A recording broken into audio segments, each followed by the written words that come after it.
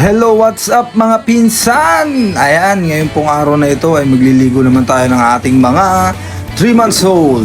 Larga na po agad tayo mga pinsan. Ayan, ang unang step, diwata line process. Pakinggan nyo at may tuturo sa ating mahalagang importante. Yo, what's up mga ka-red blaze?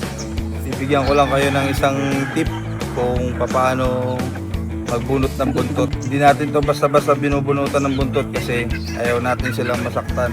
Ang technique para hindi sila gaano masaktan sa pagbubunot ng buntot is puputulin mo muna yung buntot niya ang kalahati.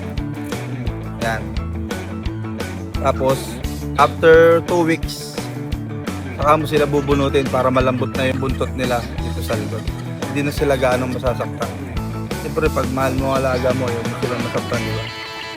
Kaya yun mga ka-red blaze. Isang tip ko sa inyo. Iwas stress na rin yun kung sila masasaktan bago itubog sa tubig. At ito na nga mga pinsan, hindi makukumpleto ang ating pagliligo kung walang Triple X Shampoo. Siguradong tanggal ang hanip, red mites at kung ano-ano pang nakakapit sa iyong alaga. Oh, kita nyo gayan? Manok ko iyang!